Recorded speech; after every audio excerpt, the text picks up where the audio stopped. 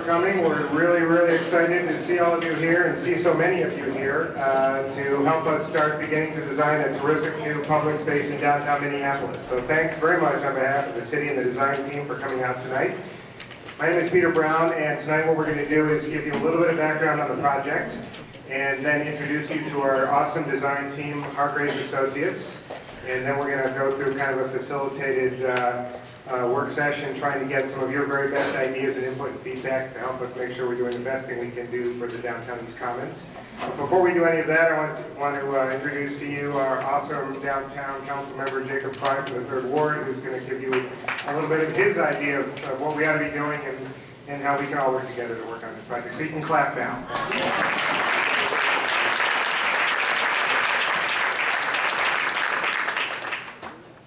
Thank you, Peter. How's everybody doing tonight? You excited to create a vision here? All right. Well, you know, how often do you get the opportunity to take a totally blank slate of 2 square blocks in a downtown area and enact your vision? How often do you get the opportunity literally to create the lay of the land? What we're creating here tonight is a whole lot more than a park. What we're doing is we're enabling a place of relaxation, a place of activity. What we're really doing is triggering memories. In 10 years' time, I want to talk to a father that says, hey, you know what, that's the place where I've been playing Frisbee with my son. I want to talk to a worker that says, oh, that's the spot that I go during lunchtime and I find a place for relaxation. You know, I want to talk to someone who says, you know, 10 years ago, over on that bench, I was making out furiously with your mother before we were married. So it's going to be like a kissing commons here. There's so much potential in that space. So for tonight, and right now, what I want you to do is just kind of close your eyes and start to imagine what this place could be. You go to a place that's a happy spot for you. What about it makes you happy? What about it makes you relax? What about it makes it fun? Think about it for a second, and then walk out into that space. Is there grass below your feet, or is it hardscape? Are there trees up ahead, or is there the sunshine in your face? Walk a little further. Maybe dip your feet down into some form of water. Maybe there's a water fountain there. Who knows? Maybe you're hungry. Is there ice cream out, or maybe it's been a long week and you want some beer? Maybe you want to play a little bit of soccer. Maybe you just want to lie down next to a tree and read for a little while. This is the potential that right now you can create. So for tonight, there are absolutely no rules whatsoever. But I have one big ask of you. Think really big. Think outside of the box. Dream like we can create a world-class space, because with the team that we have assembled through this public and private partnership and the designers, which is Hargraves, which you'll shortly be hearing from, we absolutely can create that world-class space, and you guys are going to be doing it right now. So thanks so much for coming out. We've got an awesome crew here. Make sure you give your input right now, because we're going to need it. Thank you.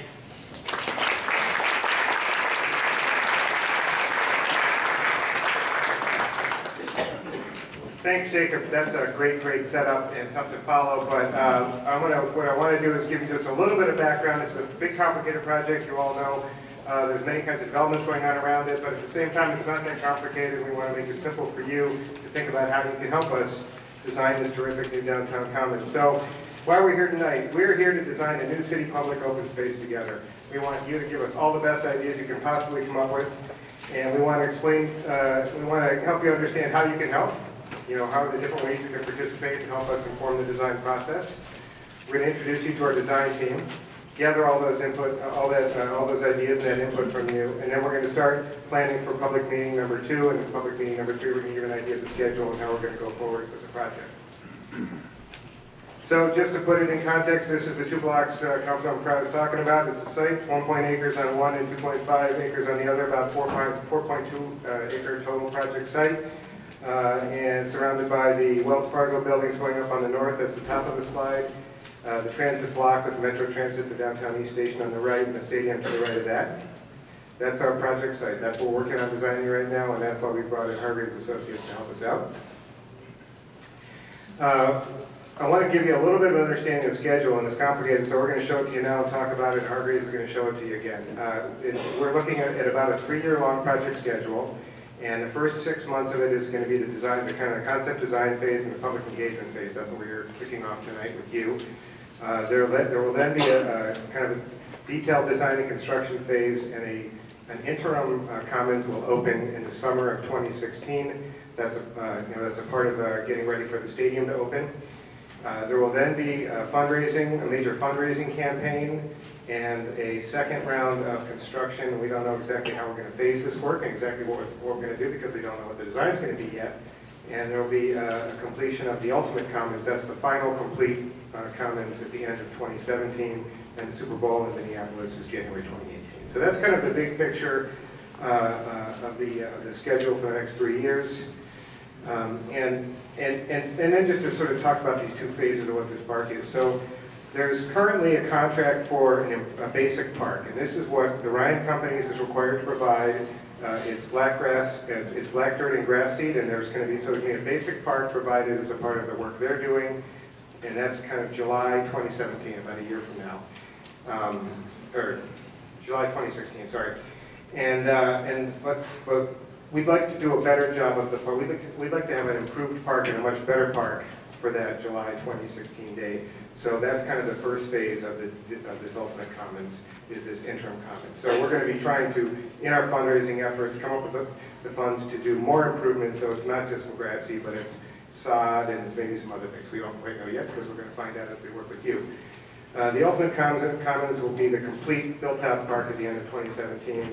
The construction budget, our target budget, is $15 million for construction. We have to fundraise all of that. So it's important that the design we come up with together is something that works for as many people as possible. It serves all the different needs of the users around this commons and in the city of Minneapolis, and at the same time, it has to be a compelling vision, it has to attract funds, and it has to attract supporters.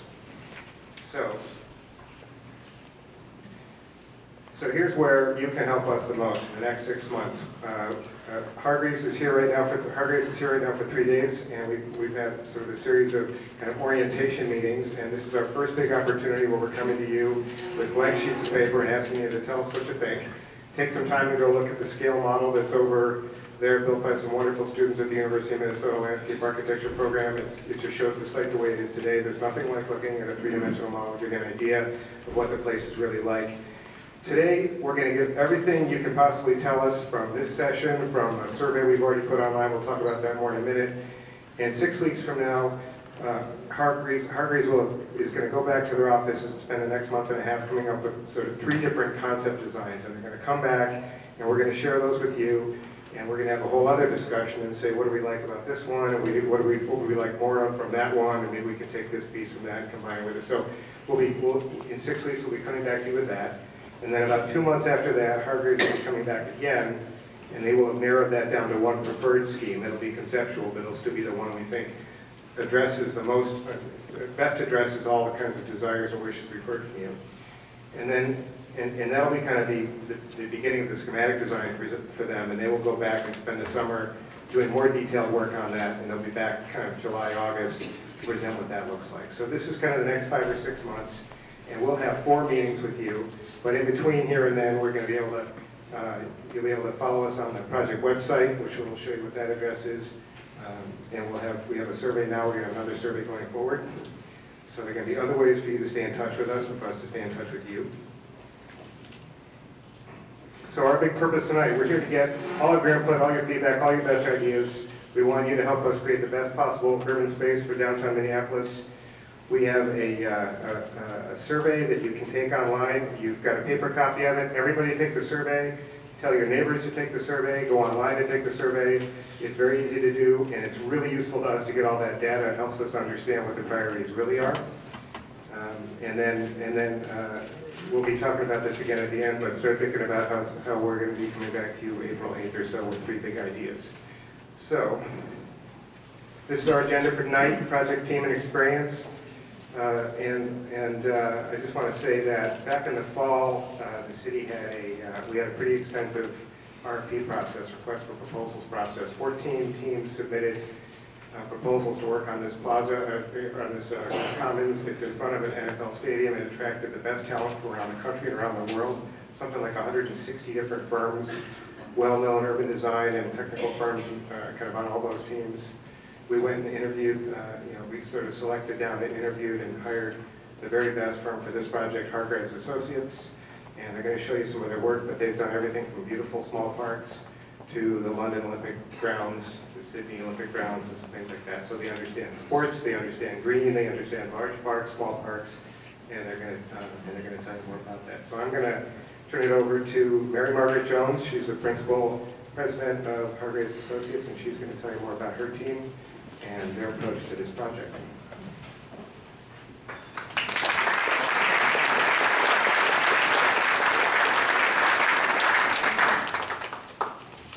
Thank you, Peter. Thank you all for being here tonight. Very happy to be here. So, as Peter said, tonight we're here and we're listening, but we do have a little bit of work to show you, introducing ourselves, but then also introducing what we understand about the site and what we understand about the project so far. So we have a little bit to give you to respond to, and then we're going to ask you at your tables to spend some time, I'll come back to this and do it at the end again, but to spend some time amongst yourselves and then to report back. So that's the way the evening goes. So this brief presentation goes through these topics, and then we turn to the group discussion. So our range and our reach, who we are. Hargraves Associates, me, Mary Margaret Jones, my colleagues, Gavin McMillan and Mary Lidecker are somewhere here in the audience. We'll all be floating around during the group discussion. These show you some of the projects we have worked on that are relevant to the Commons. And then we have a team. We have a local team and a national team of experts very important to this project. I know Tom Whitlock from Damon Farber is here, and from VJAA we have Jennifer Hughes. So, and I think there are other members of the team here as well. So they're all here. They're all important to the process. So in terms of our experience, some of you may be familiar with our project in Houston, Discovery Green. So-called the biggest little park in the world because it is very green, but it has a lot to do.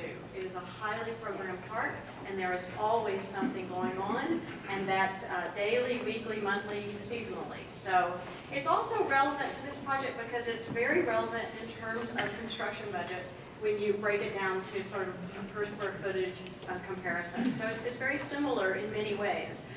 It also hosts very big events on occasion, the Final Four, and it will host the Super Bowl the year before you do. So very relevant in many ways. And it has been a catalyst for change in downtown Houston. When we started the project, here it is. It was surrounded by a lot of vacant parking lots. It is now surrounded by almost $1 billion worth of new development, mixed-use development, that has come along in large part due to the investment by the city and private donors to create this park.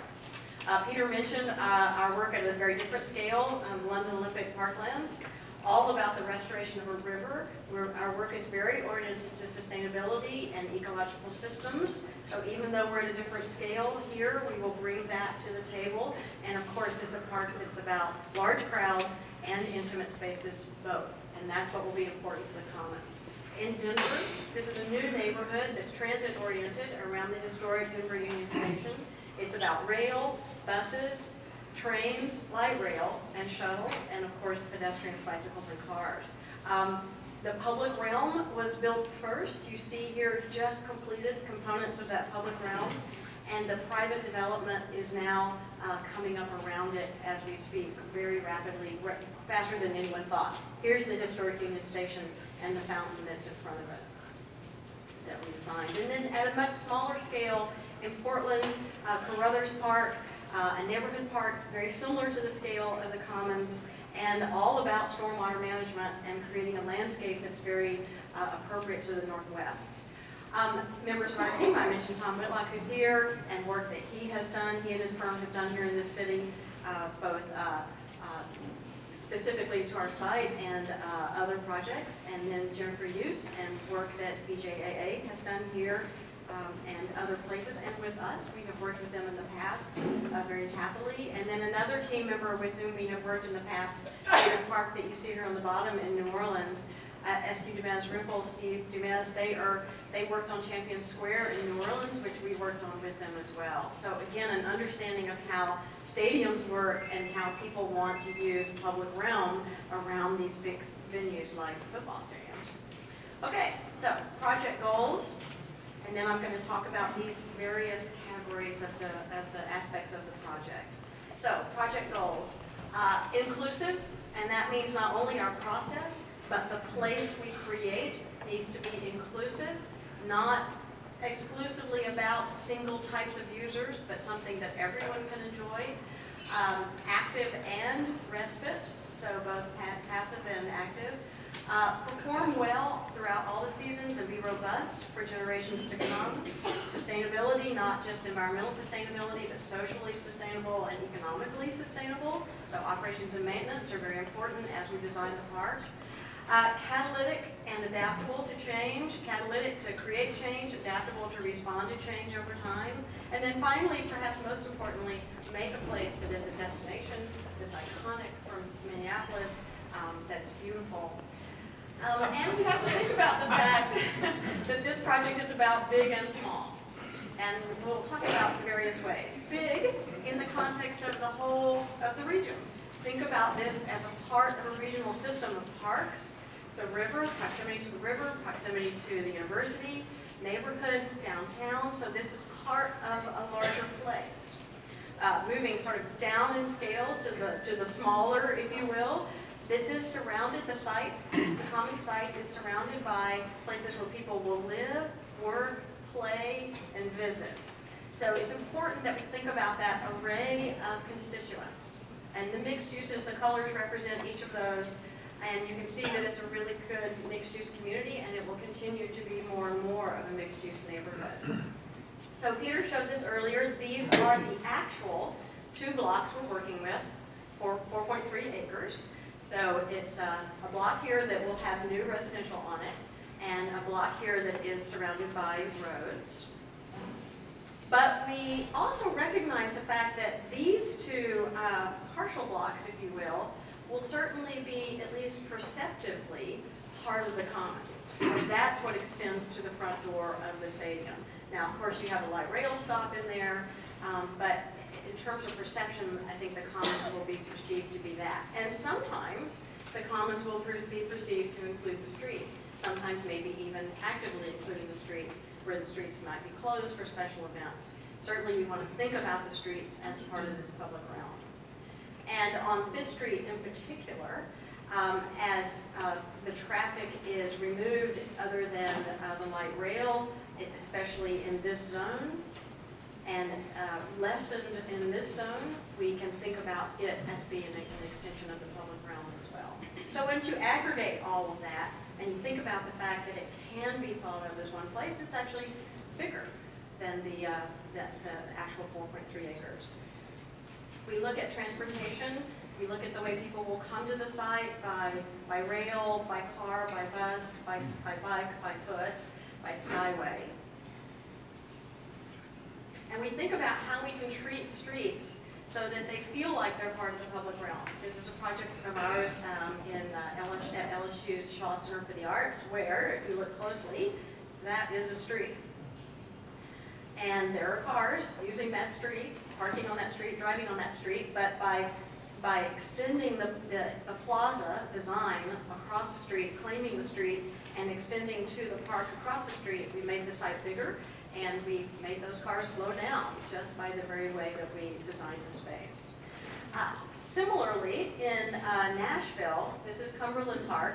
Previously, this was a tailgating parking lot for the Titans. It was converted to be this public park and playground, and you can see the proximity to downtown, and it is highly used, and the Titans love it because it has actually extended the game day experience for families and for a broader range of activities, and it has worked out very well. Okay, big and small, but also full and empty. We need to think about this place as both full and empty. This is the Olympic Park, Queen Elizabeth Olympic Park in London, which had to work for hundreds of thousands of people, and then also has to work as a legacy park for the emerging neighborhoods around it for generations to come. So it needs to feel good for just a few people, just like the Commons needs to. Discovery Green, I think I mentioned they've already hosted the Final Four in Houston.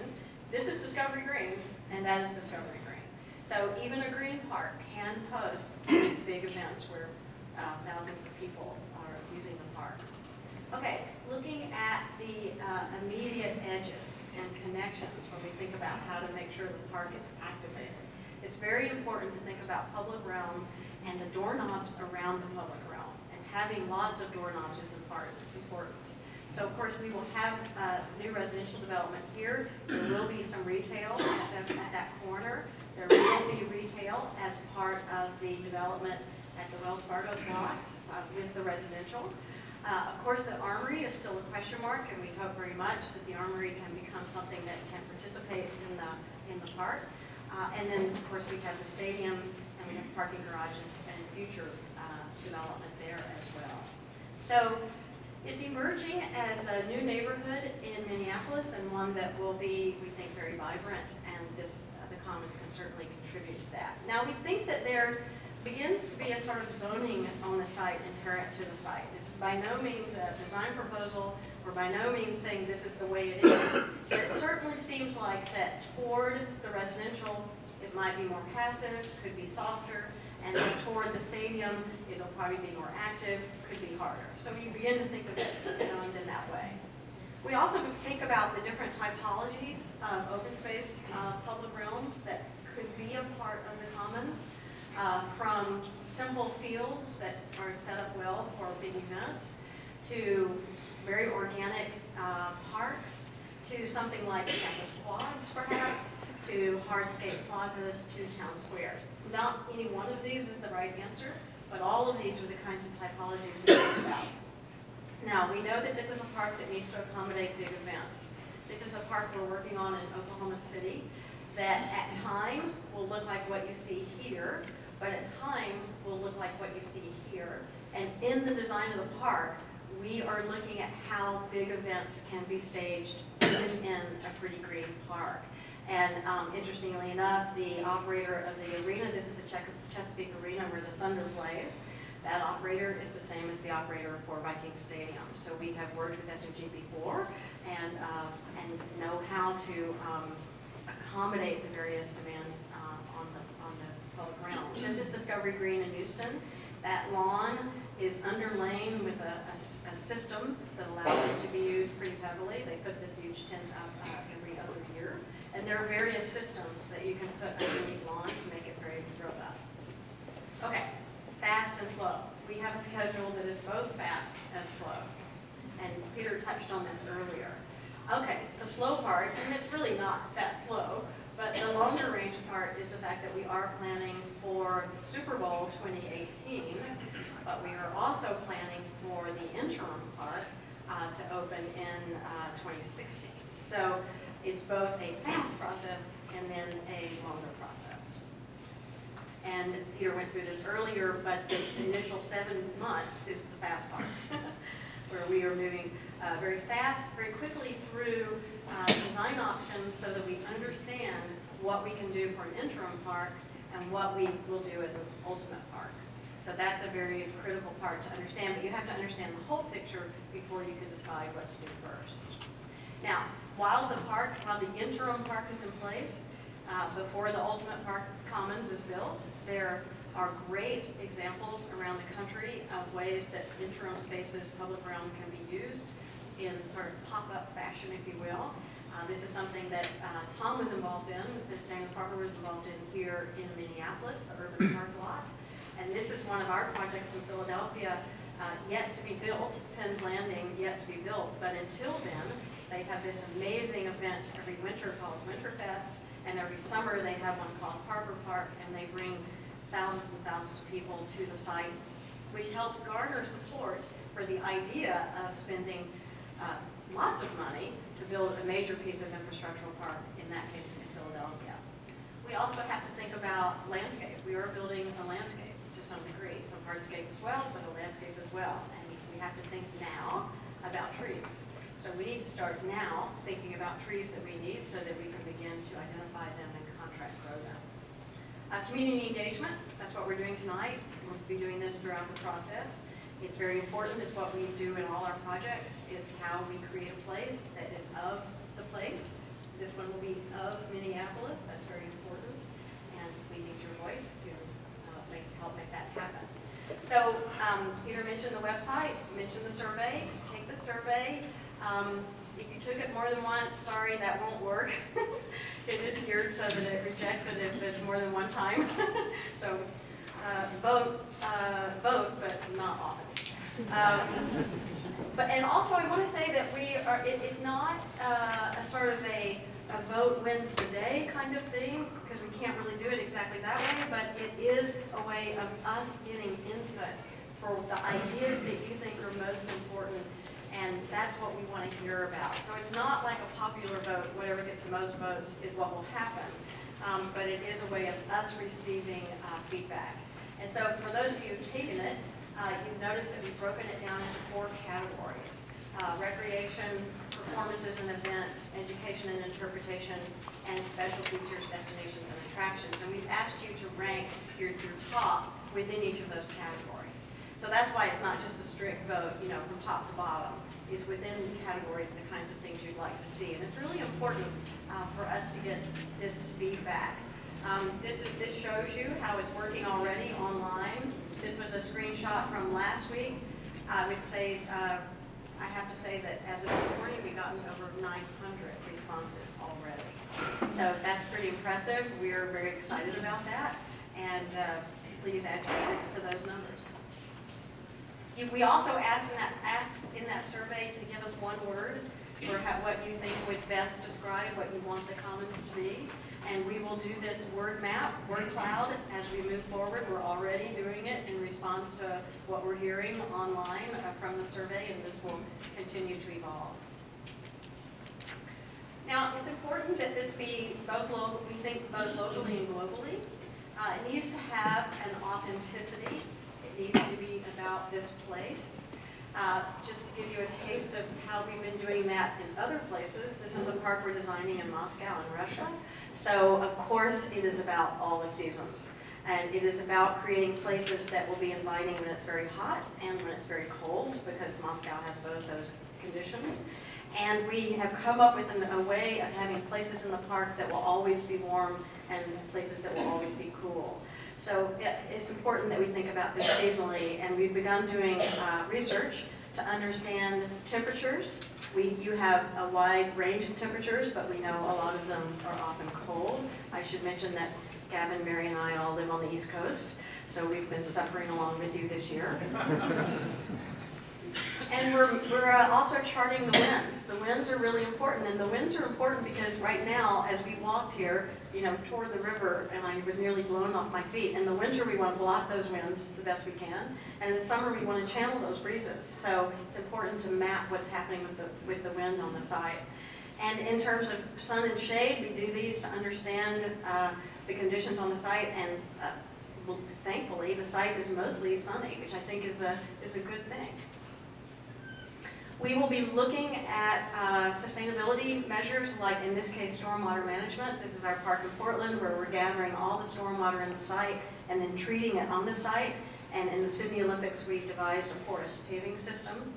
We think that there should be some authenticity to the place. Discovery Green, they're famous for their lemonade. We wondered if perhaps you could become famous for something like hot chocolate, but you've had such great seasons, why not both? And we look to history, and it's really important for us to think about the history of this place, to help it resonate with this place, to evoke that somehow in the work we do. So we look at the early planning that was done for parks in Minneapolis, and what was conceived of as a city of parks. Also in a near and far way, we think about the fact that a lot of people will be looking down on this park. So we think this is our project in Dallas. We very much were thinking about what it looks like as you look down on it. But here's that same place when you're in it. So it's important to think about it near and far. And also in Portland, our Carruthers Park. Now, one of the things that's interesting about this park is it's very similar in scale to what we have here, and we were able to not put any buildings in this park, any cafes or restrooms, because the surrounding developers committed to providing all of that in the adjacent buildings, which is kind of interesting, kind of unusual. And actually those adjacent developers, because in order to build these buildings, they had to commit to build this park. So again, big and small, near and far. It's about this experience as much as it's about that experience. Okay, scale precedence, and then we're going to turn it over to you to do some work. We wanted to help begin to give you a sense of the scale of the place. This is what a football field would be like. It doesn't fit. That's not the point. We're not proposing a football field. But just to give you a sense of, maybe there's enough of that in the stadium, I think. But just to give you a sense of the scale. This is a stage, typical 40 by 40 stage, and this is 2,000 to 3,000 people. So just to give you a sense of what kind of amount of space that takes up.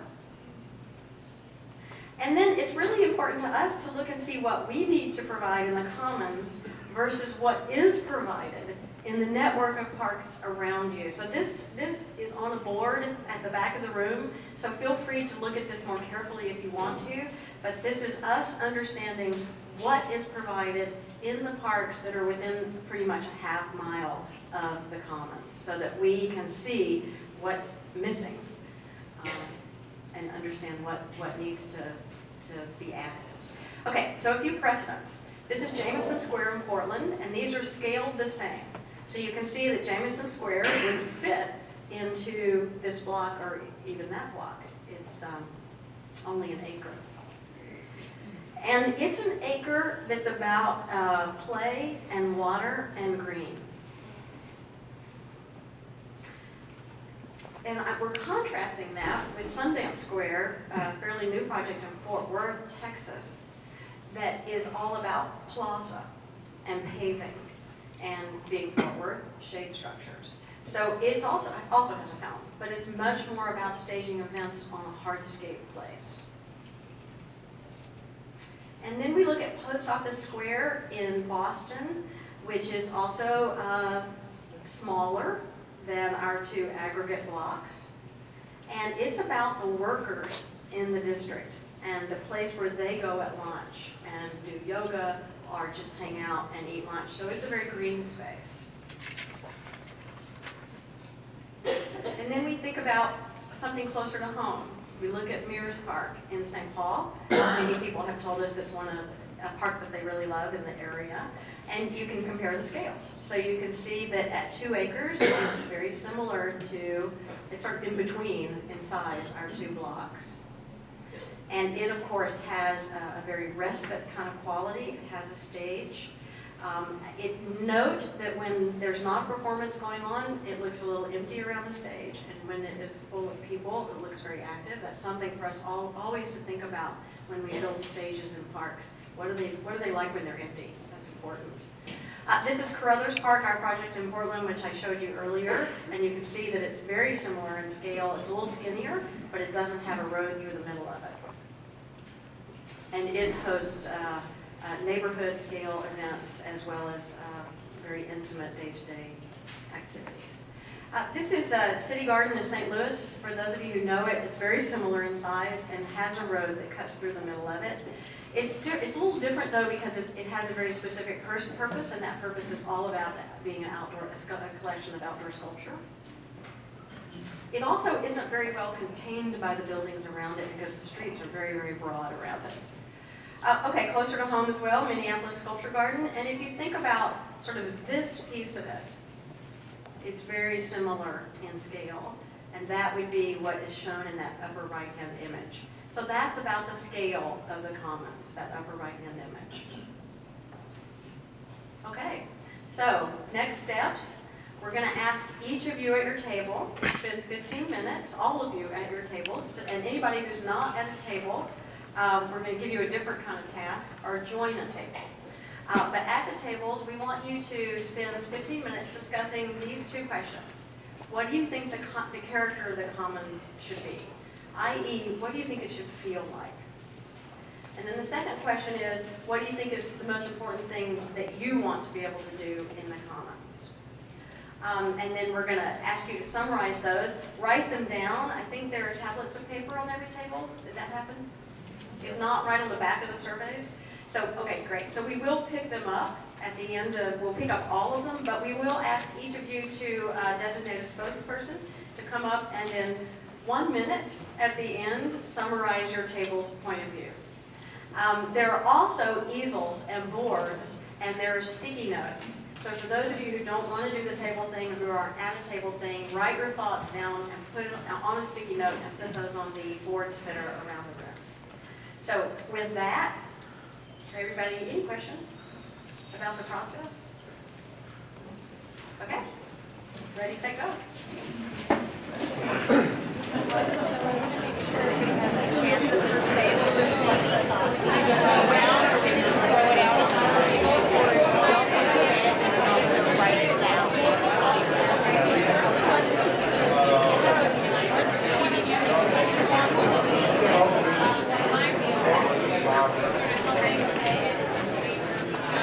Here